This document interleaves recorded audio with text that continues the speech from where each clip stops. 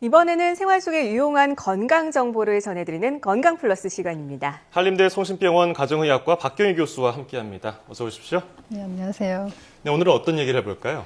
네, 우리가 어릴 때 많이 먹어야 나중에 키가 큰다라는 얘기 한 번쯤은 들어보셨을 맞아요. 겁니다. 한 번 들은 게 아니에요. 예. 여러 번 들으셨어요? 예. 그렇지만 요즘 소화비만이 상당히 증가하고 있고 건강상에 많이 문제가 되거든요. 그래서 오늘은 이제 아이들이 어렸을 때부터 비만해지지 않게끔 어떻게 해주셔야 되고 그리고 치료는 어떻게 해야 되는지에 대해서 말씀드리려고 합니다. 네, 사실 어르신들께서 많이 먹으면 그게 다 키로 갈 거다 이래서 네. 그걸 믿고 막 먹게 되는데 네. 막상 소화 비만이 건강상에 어떤 문제를 가져오는지 짚어주시죠. 네, 일단 소화비만이 요즘 이제 성인 못지않게 많이 증가를 하고 있습니다. 그래서 우리가 1990년대 말에 조사를 했을 때는 한 5.8% 그런 정도가 됐었는데 예. 2010년도 이후에 조사를 한 것들을 보면 거의 10%에 육박하거든요.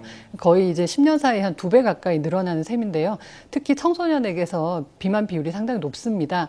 소화비만은 청소년기 비만으로 이행하고 그리고 이게 다시 성인기 비만으로 이어지게 되기 때문에 많은 만성질환의 위험성을 높이는 문제가 되고 있습니다.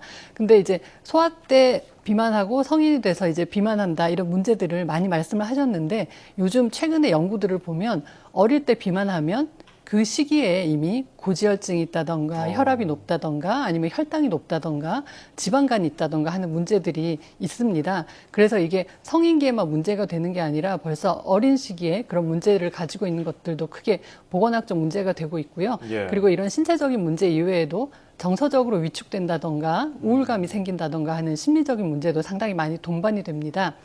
그리고 또한 이제 각종 미디어를 통해서 연예인들을 많이 접하잖아요. 예. 그러니까 보면은 다 마르고 그런 경우가 많기 때문에 자기 체형에 대해서 왜곡된 인식을 가지고 있는 것도 상당히 문제가 돼서 특히 그 여학생들은 무리한 다이어트를 시도하면서 영양 결핍이 되는 것도 큰 문제가 되고 있습니다. 맞아요. 이 참 이어진다는 게 좀 충격적인데요. 네. 어렸을 때 그 습관이 뭐 습관화되는 것도 있겠지만 네. 이미 몸에서 뭐 고지혈증, 아까 고혈압 이미 나온다고 말씀드렸어요. 근데 아이들 보면 이 아이가 비만인지 이게 살이 네, 빠질 네. 살인지 크면서 없어질지 잘 모르겠거든요. 어떻게 구분하죠, 그걸? 네, 사실 성인 같은 경우에도 우리가 체질량 지수라는 그 지표를 사용하게 되는데요. 사실 가장 쉽게 계산을 할 수 있습니다. 우리가 체중을 미터로 환산한 키의 제곱으로 나눈 것이 체질량 지수인데요. 성인은 대개 25라는 기준치를 사용하지만 아이들은 성별, 연령별 체질량 지수의 백분위수를 이용해서 85 백분위수 이상은 과체중, 95 백분위수 이상은 비만으로 진단하기 때문에 각 성별 연령별 기준치가 다 다릅니다. 예. 백분위수가 잘 이해가 안 되실 수가 있는데요. 이제 쉽게 말해서 같은 성별, 같은 연령의 아이를 100명을 체질량 지수 순서대로 줄을 세워서 85번 뒤는 과체중, 95번 이후는 비만으로 진단하는 셈이 됩니다. 되게 이제 쉽게 생각하면 초등학교 저학년보다 이제 어린 나이에서는 체질량 지수가 20이 넘는 경우, 그리고 그 이상의 고학년에서는 23 이상이 되는 경우에는 과체중이나 비만이 아닌가 일단 의심을 해보는 것이 좋습니다. 네, 체질량 지수를 가지고 좀 평가를 해보면 좋을 텐데 사실 어른들 같은 경우는요. 비만인 경우에 독하게 마음을 먹고 다이어트를 시작을 합니다. 네. 하지만 어린이들 같은 경우는 이렇게 먹는 양을 줄여가면서 해도 괜찮을지 또 키도 안 크지 않을까 이런 네, 걱정이 네, 있거든요. 상당히 중요한 지적이신데요. 성인은 일단은 열량 섭취를 줄이고 체중을 감량하는 것을 치료의 목표로 잡지만 소아청소년기는 말씀하신 대로 성장을 하고 있는 시기이기 때문에 아주 적극적으로 체중을 줄이기보다는 키는 크는데 그것에 비해서 체중이 더디게 늘거나 변화가 없는 것을 원칙으로 합니다. 물론 고도비만이나 합병증이 동반된 경우에는 체중 감량을 시도하긴 하지만 성장기 아이들의 경우에는 먹는 양을 줄이기보다는 성장에 필요한 영양소는 충분히 섭취를 하되 체중 증가를 일으킬 수 있는 단순당이라던가 지방 섭취를 줄이게끔 유도를 하는데요. 아이들이 주로 간식으로 많이 먹는 것들이 과자라던가 달거나 튀긴 음식들을 많이 그게 먹잖아요. 단순당인 거죠? 네, 그런 것들이 문제가 될 수 있고 또 음료수를 많이 먹습니다. 어린이용 음료수라 그래서 이렇게 캐릭터가 있는 그런 네네네. 것들이 많이 있는데 좋아하죠. 이제 그런 것들이 사실 단순당이 상당히 많이 들어 있거든요. 그래서 그런 것들의 섭취를 줄이셔야 되고요. 가족이 함께 장을 보면서 각종 가공식품에 표시된 영양 성분 표시를 읽어보고 건강에 좋은 식품이 어떤 건지 있는지를 같이 골라보는 것도 상당히 중요한 방법이 될 수 수 있습니다. 사실 생활 습관을 바꾸는 것이 매우 어려운 일이기 때문에 사실 어렸을 때부터 조금씩 바꿔나가면서 연습을 시켜나가는 과정이라고 생각을 하시고요. 부모님들이 대개는 급격한 변화를 원하시고 자꾸 조바심을 가지시거든요. 네. 근데 우리가 성격을 바꾸는 것도 힘들지만 이렇게 습관을 바꾸는 것은 정말 어렵습니다. 그래서 가능하면은 이렇게 마음의 여유를 가지고 계속 꾸준히 지켜봐 주시는 것이 중요합니다. 네. 어렸을 때 그래서 식습관이 중요한데 어렸을 땐 다 그렇잖아요. 왜 그렇게 채소가 먹기 싫고 맛이 없는지. 그래서 네. 편식을 하게 되는데 네. 이 편식하는 아이들 어떻게 좀 해결 방법 없을까요? 네, 사실 우리가 식습관이라는 것은 아주 어렸을 때부터 제대로 정립을 시키는 것이 가장 중요하거든요. 그래서 뭐 쉽게 말하면 엄마 뱃속에 있을 때부터 엄마가 아주 많은 다양한 음식을 먹게 되면 아이가 그것에 더 익숙해질 수 있습니다. 그리고 아이들이 이제 이유식을 시작하잖아요. 네. 이유식을 시작하면은 가능하면 그때부터는 꾸준히 채소를 포함한 다양한 음식에 노출되게 해주는 것이 좋고요.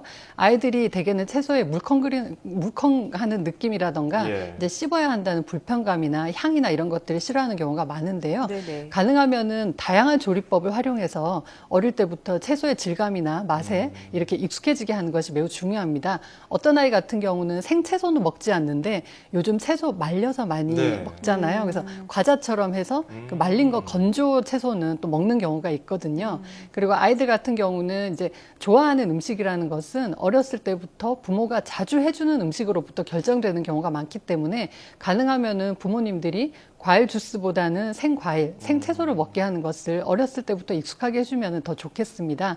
그리고 가능하면 뭐 주말 농장이라던가 집에 화분으로 채소를 키우게끔 해서 아이가 수확을 하게끔 하는 것도 아주 채소와 친근해주는 방법 중에 하나일 수가 있고요. 채소가 들어간 음식을 이제 함께 장을 보고 함께 만들어 보는 것도 상당히 좋은 방법입니다. 만약 아이가 어떻게든 뭐 좋아하는 음식이 채소가 하나라도 있다 그러면 그걸 적극적으로 좀 활용을 하시고 점점 범위를 넓혀 나가는 게 좋습니다. 네, 채소와 친근감을 가질 수 있도록 네. 그런 환경을 좀 조성을 해줘야겠군요. 네, 네. 네, 그리고 이 체중 조절에는 운동이 당연히 빠질 수가 네, 없지 그렇죠. 않습니까? 아이들을 위한 효과적인 운동 방법이 뭐 따로 있을까요? 사실 뭐 유산소 운동이 좋다는 건 다들 아시잖아요. 그래서 아이들 같은 경우도 사실은 유산소 운동을 재밌게 할 수 있는 것을 선택해 주시면 됩니다. 근데 대부분 부모님들이 운동을 정해 주실 때 이걸 하는 게 좋을 것 같아 하면서 부모님들이 좋아하시는 운동을 정해 주는 경우가 많습니다. 네. 근데 가능하면 운동 종목을 선택할 때만큼은 아이와 상의를 해서 아이가 재밌어하고 가장 잘할 수 있는 것으로 정해주는 것이 좋습니다. 만약 아이가 여러 명이 함께하는 운동을 하고 싶어 하는데 혹시 이제 몸집이 크다 보니까 땀도 많이 흘리고 또 잘 못 따라 하지 않을까 싶어서 걱정을 하시는 경우도 있는데요. 그럴 때는 부모님이 미리 따로 아이를 이렇게 좀 연습을 시킨다던가 해서 같이 이제 단체 활동을 했을 때 막 위축된다거나 이런 것들을 조금 덜하게 해주시면 더 좋습니다. 네네. 그리고 비만한 아이들은 유연성이 좋은 경우가 많기 때문에 댄스 같은 것을 하면 상당히 재밌어하는 경우가 많고요. 네. 또 그런 것들을 고려를 해서 아이의 취향과 그리고 체력에 맞는 운동을 택해 주시면 좋습니다. 되게 초반에 너무 욕심을 많이 내셔가지고 한 번 할 때 많이 빼야 된다고 생각을 하셔가지고 좀 힘들게 아이를 운동을 시키는 경우가 있는데요. 그렇게 되면 어렸을 때부터 운동은 내가 하기 싫은 걸 억지로 엄마가 시켰고 아주 힘들었다라는 기억이 남아서 네. 어른이 돼서도 그 운동을 싫어하는 경우가 많습니다. 그래서 가능하면은 아이가 좋아하고 그리고 흥미를 느낄 수 있게 해주시는 게 좋고요.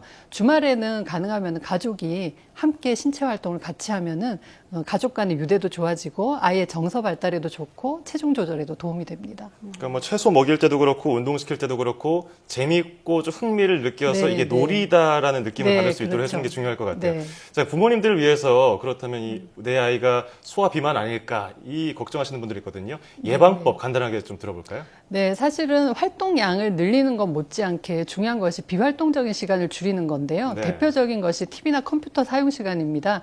그래서 이 시간이 한 2시간이 넘지 않게끔 컴퓨터를 거실에 둔다던가 해서 가능하면 시간을 모니터를 해주시는 것이 가장 좋고요.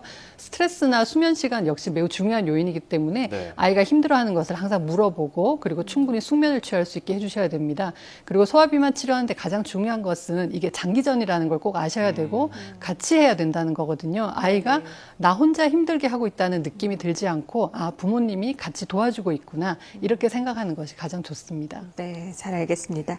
자, 지금까지 한림대 성심병원 가정의학과 박경희 교수와 함께 소아비만의 원인과 예방법에 대해서 살펴봤습니다. 오늘 말씀 고맙습니다.